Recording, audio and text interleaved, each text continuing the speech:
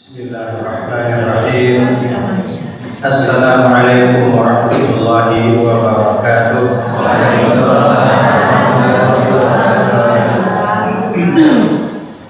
Alhamdulillahirabbil alamin. Wassalatu wassalamu ala nabiyyina Muhammadin wa ala alihi wa ashabihi wa man tabi'ahum bi ihsanin ila yaumiddin. Ashhadu an la ilaha illallah wahdahu la syarika lah wa ashhadu anna Muhammadan abduhu wa rasuluhu la nabiyya ba'da. Ya ayyuhalladzina amanu taqullaha haqqa tuqatih wa la tamutunna illa wa antum muslimun. Kaum muslimin dan muslimah jamaah yang dimuliakan oleh Allah Subhanahu wa taala, kita bersyukur kepada Allah atas nikmat dan karunia yang begitu banyak. Kita memuji Allah, kita mengagungkan Allah,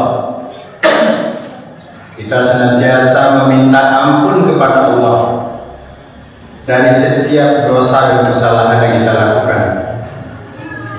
Kita memohon kepada Allah agar senantiasa dibimbing, dituntun oleh Allah, agar kita senantiasa berada di jalan yang lurus.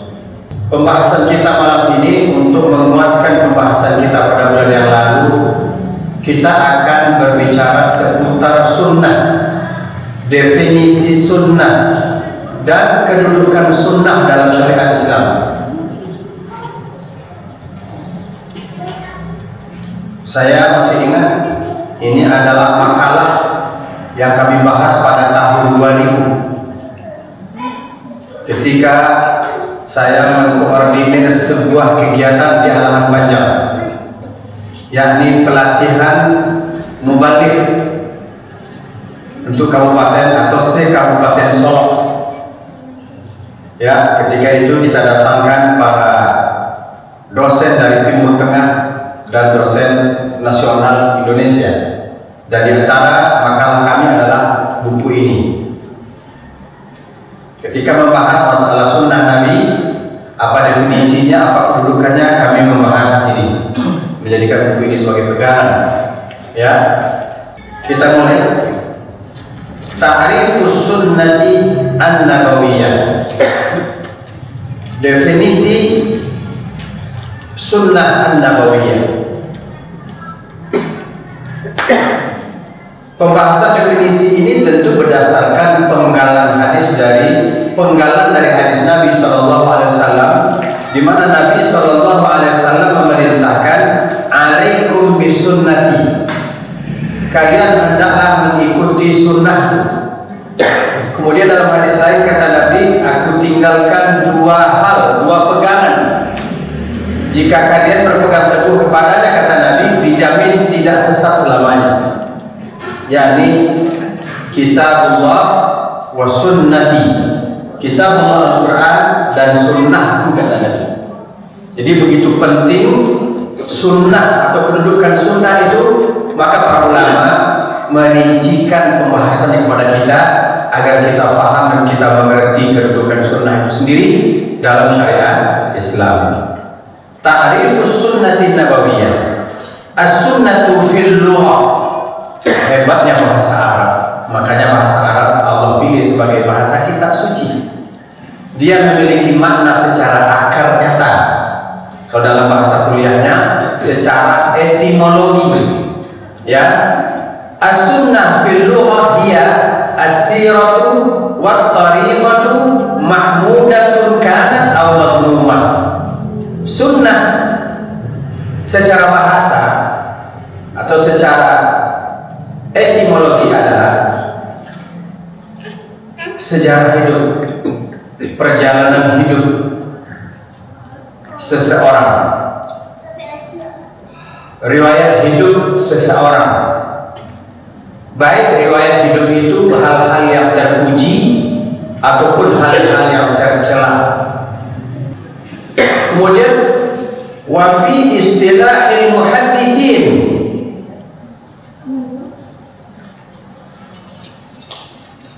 kemudian secara terminologi syariat, tadi secara etimologi atau akar kata, sekarang secara istilah syariat yang disampaikan oleh ahli hadis itu sendiri, oleh pakar hadis. Ma uthira 'an Nabi sallallahu alaihi wasallam min qaulin aw fi'lin aw iqrarin aw sifatin khalqiyatin aw khuluqiyatin aw siratin, dari perkataan beliau, dari perbuatan beliau, dari ketetapan beliau, dari sifat-sifat fisik, dari sifat-sifat perilaku, kemudian sejarah hidup. Contoh sunnah yang berupa perkataan beliau, fal qaulu mithlu qaulihi, sunnah yang berupa perkataan adalah seperti perkataan Rasulullah sallallahu alaihi wasallam, innamal a'malu binniyat, sesungguhnya amalan itu dinilai tergantung dengan niatnya. Wa innamal likulli imri'in ma nawa, seseorang akan dinilai oleh Allah sesuai dengan niatnya. Nah, ini yang dikatakan sunnah yang berupa perkataan Rasulullah sallallahu alaihi wasallam. Wa qauluhu sallallahu alaihi wasallam, man ahdatsa fi amrina hadza ma laysa minhu fa huwa raddun, termasuk sunnah qauliyah, sunnah yang diucapkan oleh Nabi berupa perkataan adalah, siapa yang membuat-buat cara baru dalam urusan agama ini yang bukan bahagian dari agama, kata Nabi, maka cara-cara itu tertolak, artinya tidak diterima oleh Allah Subhanahu wa ta'ala.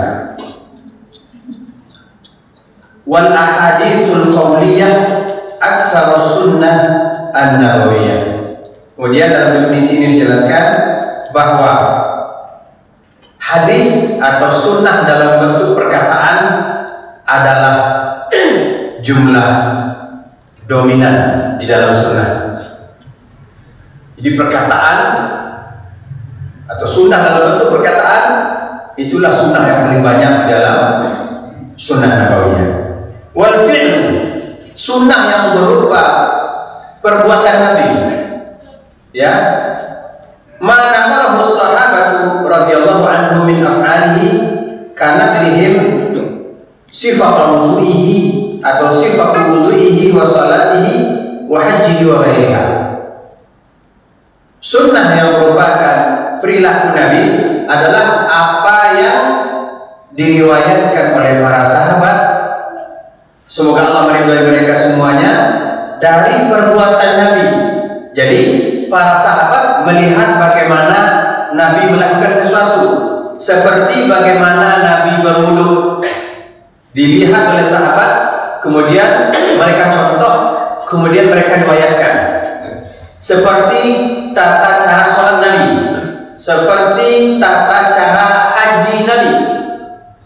Itu sunnah dalam bentuk perbuatan, dilakukan oleh Nabi, disaksikan dan diikuti oleh sahabat, kemudian mereka riwayatkan sampailah kepada kita. Seperti tata cara sholat, kita baru saja menyelesaikan sholat maghrib secara berjamaah. Sebelumnya kita berwudu, maka tata cara berwudu kita mengikuti apa yang disunnahkan oleh Nabi Sallallahu Alaihi Wasallam. Wal iqraru ma aqarrahu Sallallahu Alaihi Wasallam min af'ali sahabat. Ya, yang dikatakan iqrar, ketetapan, adalah apa yang ditetapkan oleh Nabi dari perbuatan para sahabatnya. Ya, baik Nabi mendiamkannya atau Nabi memujinya. Salah satu contoh, Nabi mengatakan, Nabi mendengar bunyi telapak sendal Bilal bin Rabah di surga. Kemudian ditanya oleh Nabi, apa yang kau lakukan? Aku sholat sunat 2 rakaat setiap selesai berwudu. Batal wudunya, berwudu dia sholat sunat 2 rakaat. Maka Nabi memujinya, berarti ketetapan dari Nabi.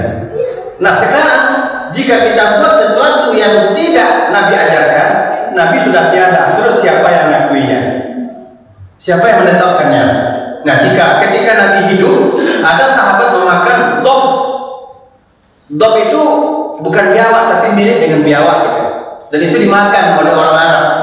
Ketika orang Arab atau para sahabat memakannya, Nabi tidak melarang, Nabi tidak menyuruh gitu. Nabi diam. Berarti tidak disuruh, tapi boleh. Itu ketetapan namanya. Ketetapan namanya atau ikrar, dan itu termasuk sunnah. Nah, kalau kita membuat sendiri hari ini, siapa yang menetapkannya? Nabi sudah tiada.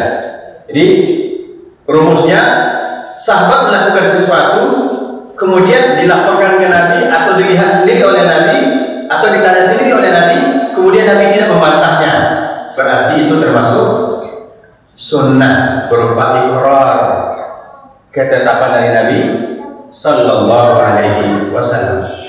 Wasifatu al-khalqiyah, sifat-sifat secara fisik itu termasuk sunnah.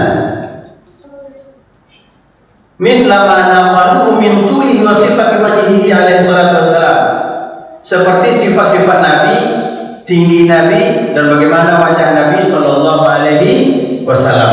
Sebagaimana juga dijelaskan bahwa ketika anak Nabi Sallallahu Alaihi Wasallam meninggal, Abdullah dan yang lain-lainnya, Nabi menangis sampai jenggot beliau yang tebal itu basah karena air mata. Berarti secara fisik Rasulullah berjenggot. Dan dijelaskan bahwa seluruh Nabi dan Rasul berjenggot.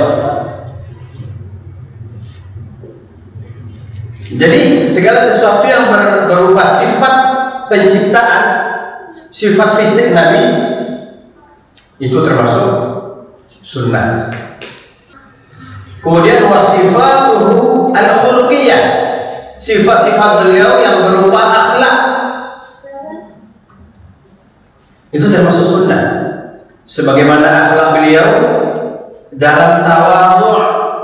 Apa yang dikatakan tawadhu'? Rendah hati. Beliau biasa dalam kitab At-Tawadhu' wa manzilatuhu minad din, di situ dijelaskan Nabi Sallallahu Alaihi Wasallam selalu memenuhi undangan orang miskin, dan ketika disuguhi korma ada kumbangnya, beliau belah dengan tangan beliau, dengan jari-jari beliau, beliau buang kumbangnya, kemudian beliau makan. Padahal beliau seorang Nabi. Beliau tidak merasa rendah diri ketika berjalan dengan orang-orang lemah.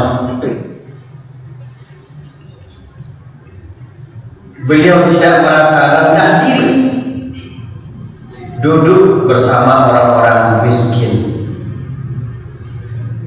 Nah, beliau penyayang pada anak-anak. Hal-hal seperti ini disebut dengan sunnah khuluqiyah, sunnah secara perilaku. Dan tak kalah pentingnya kasih sayang beliau kepada makhluk Allah. Beliau selalu berpenampilan suka menebar senyum. Nah, ini yang perlu kita perbaiki pada diri kita, coba. Maaf ya, bukan galak-galak seorang ya. Kalau galak-galak seorang itu lain. Tapi kalau kita bertemu dengan kawan kita, dengan sahabat kita, bermuka manislah.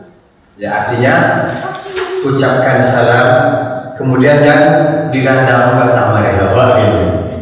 Diucapkan salam, justru ada yang tak menjawab Assalamualaikum, dibuang wajahnya. Ikut sunnah Nabi, beliau basyashatul wajhi, wajah beliau, tampilan beliau itu Benar-benar Masya Allah, nampak senyum di wajah beliau.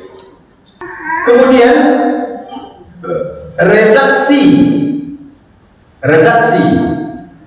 yang menceritakan semuanya, baik perkataan Nabi, perbuatan Nabi, ketetapan Nabi, sifat-sifat secara fisik, akhlak beliau, kemudian ditulis dalam sebuah redaksi.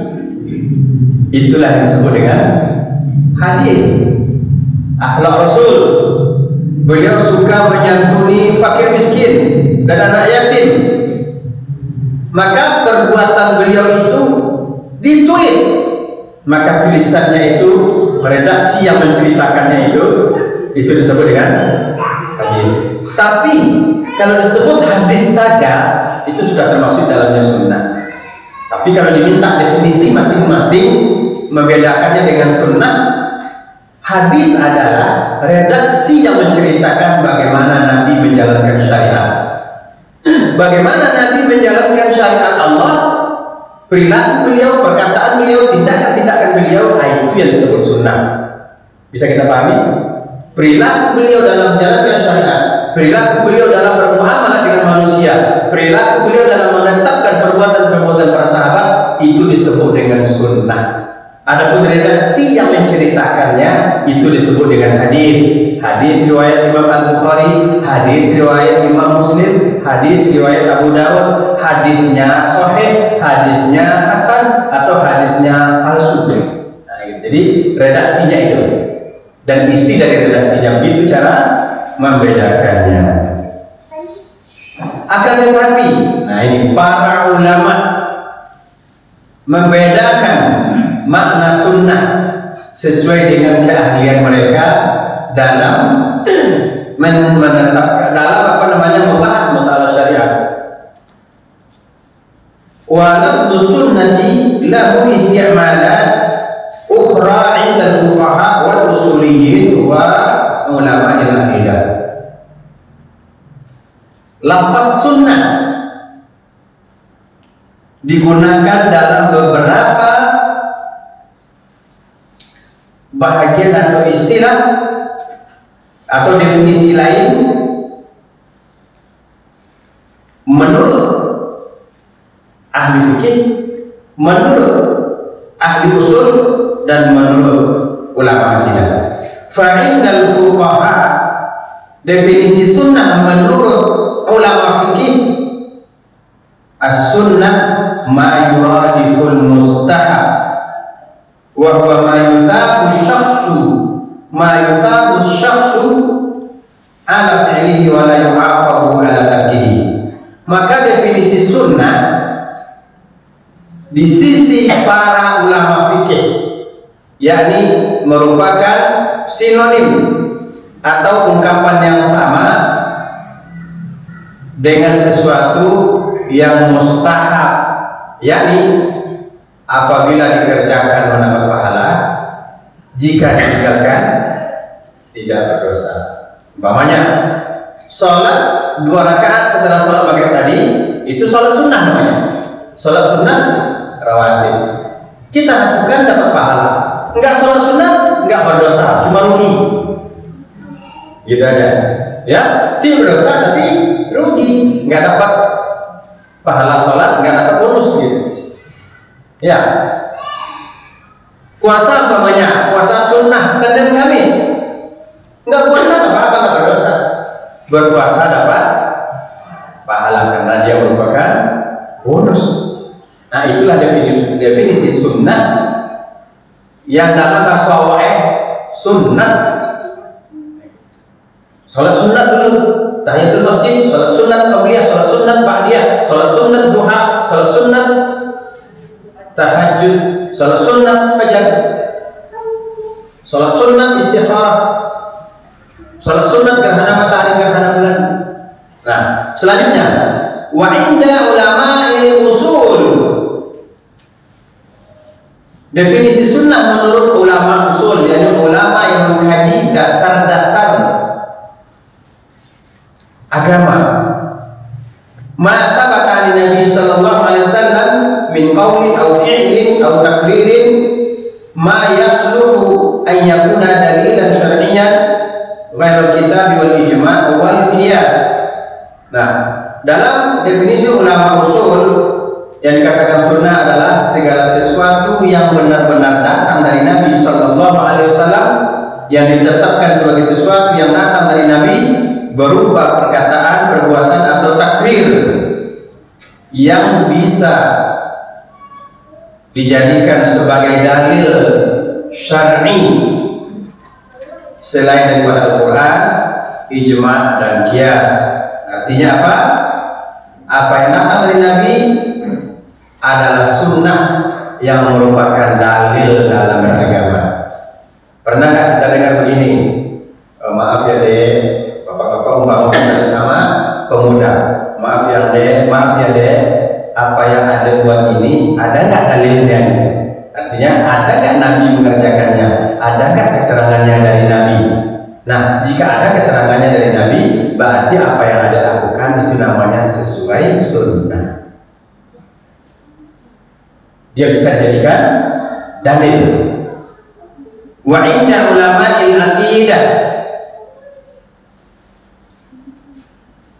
kullu amrin dalla alaihi dalil syar'i sawa'un min al-Qur'an aw min al-hadits aw min qawaid syar'iyyah fas-sunnatu 'indahum muqabilul bid'ah.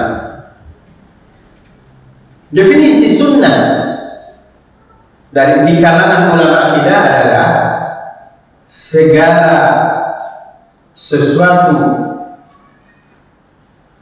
yang ada dalilnya secara syar'i, baik dari Al-Quran maupun dari hadis atau dari kaidah syar'iyyah.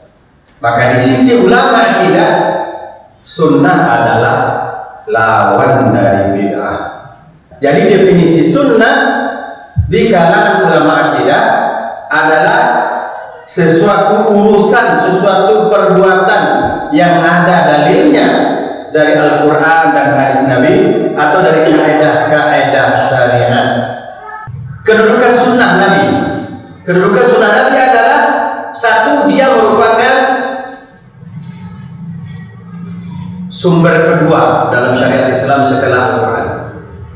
Maka dikenal dengan Al-Quran dan hadis, atau dalam istilah lain Al-Quran dan Sunnah. Kemudian inna sunnah ala baryah yang tafsiril amali bil Qur'anil Karim. Kedudukan sunnah itu, sunnah adalah tafsir dari Al-Quranil Karim, tafsir amali, yakni tafsir dalam bentuk perbuatan Nabi. Perbuatan Nabi sebagai bentuk tafsir dari ayat Allah. Umpamanya wa aqimis shalah, Allah perintahkan Nabi dirikan salat. Maka seperti apa Nabi mendirikan salat? Nah, tata cara Nabi mendirikan salat itulah tafsir perbuatan dari ayat Al-Quran. Wa tatbiqul waqi' lahu, dan sunnah Nabi adalah perbuatan nyata dalam menjalankan syariat. Diperintahkan oleh Allah sholat, maka Nabi sholat 5 waktu. Kemudian tata caranya, kemudian Nabi puasa, kemudian Nabi haji, ya. Maka hadis atau sunnah Nabi sebagai bukti nyata penerapan syariat. Kemudian sunnah Nabi menjelaskan hal-hal yang umum dalam Al-Quran dengan dijelaskan menjadi lebih rinci. Umpamanya diperintahkan sholat dalam Al-Quran tidak dikatakan bagaimana cara sholat, tetapi dirinci oleh Nabi dalam bentuk gerakan beliau. Saya ingin katakan kepada kita semuanya, definisi sholat adalah ibadah khusus dengan bacaan khusus, dengan gerakan khusus, diawali dengan takbiratul ihram, diakhiri dengan salam. Jadi bacaan sholat itu ada bacaan, ada gerakan. Jadi tidak benar ya kalau ada orang mengatakan sholatnya sholat batin. Kan ada tuh katanya sholatnya sholat batin. Dia ngomong katanya sholat, ya begitu sholat saya di sini. Sedangkan definisi sholat ada gerakan, ada bacaan.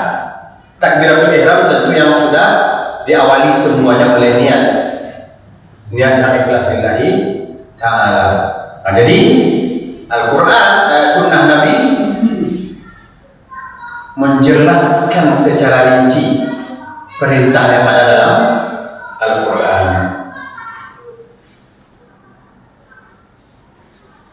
Kemudian kedudukan sunnah, betapa pentingnya sunnah. Mempelajari sunnah Nabi Shallallahu Alaihi Wasallam adalah bentuk ketaatan kepada Allah berdasarkan firman Allah dalam surah An-Nisa ayat 80. Wa may yuti'ir rasula faqad ata'a Allah. Kata Allah SWT, siapa yang mentaati Rasul, sungguh dia telah mentaati Allah. Sebagai contoh, saya pernah dikritik waktu sudah masuk ya. Kita tidak dalam rangka berdebat ya. Tadi saya ditawarkan jadi imam, tapi saya katakan silakan imam. Dari tadi saya keletihan. Kalau saya jadi imam, rata-rata saya mensirkan basmalah, tidak mengeraskan bacaan Bismillah. Tapi tetap dibaca. Jadi jangan sampai salah paham kita, Ustaz tidak Bismillah.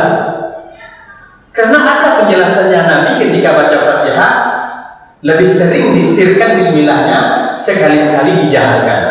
Bahkan sifat sholat Nabi yang dikarang oleh Syekh bin Baz, mufti kerajaan Saudi Arabia, bahkan kata beliau Nabi membaca Al-Fatihah justru diawali dengan A'udzubillahi minasyaitonirrajim, Bismillahirrahmanirrahim, baru dikeraskan Alhamdulillahirabbil alamin. Dan di negeri kita sudah jauh-jauh hari dipraktikkan oleh Ormas Muhammadiyah. Tetapi ada seseorang mendebat saya, lihat nih Al-Quran, ayat satunya Bismillahirrahmanirrahim. Kata Ustaz tadi Nabi tidak mengeraskannya. Sekarang mana yang kita dahulukan, Al-Quran atau hadis Nabi? Maka saya jawab, Bapak, Saudara, Al-Quran diturunkan kepada Nabi. Nabi yang paling paham cara membaca dan mempraktekannya. Bahkan Saudara, Nabi membaca Al-Fatihah diawali dengan A'udzubillahi minasyaitonirrajim, Bismillahirrahmanirrahim. Hanya saja ketika sholat jahriyah dengan suara dikeraskan, beliau mengeraskan Al-Fatihah mulai dari Alhamdulillahirabbil alamin. Dengan demikian tidak ada lagi permusuhan di antara kita, dikeraskan atau tidak dikeraskan basmalah ya. Yang mau keraskan juga ada sunnahnya, yang mensirkan juga ada sunnahnya. Jangan perkara itu kita berantem sampai bikin masjid sendiri di samping masjid. Sama-sama ada sunnahnya. Maaf tidak sempat untuk bertanya jawab karena pembahasan kita hampir menggantung tadi. Alhamdulillah sampai saya pada pembahasan batas untuk pembahasan ini. Demikian kajian kita malam ini kayaknya cukup jelas untuk dipahami. Semoga kita dijaga oleh Allah dalam persatuan. Kita diperintahkan berada dalam jamaah, ya. Dalam jamaah artinya dalam kumpulan orang-orang yang mencintai Rasul Sallallahu Alaihi Wasallam dan beramal mengikuti beliau dan beramal mengharap ridho dari Allah. Kita jaga persatuan, kita tingkatkan pemahaman kita tentang agama ini, karena dengan demikian Allah akan meninggikan derajat kita. Kita tutup dengan doa kafaratul majlis. Subhanallahumma wa bihamdika asyhadu an la ilaha illa anta astaghfiruka wa atubu ilaik. Walhamdulillahirabbil alamin. Wassalamualaikum warahmatullahi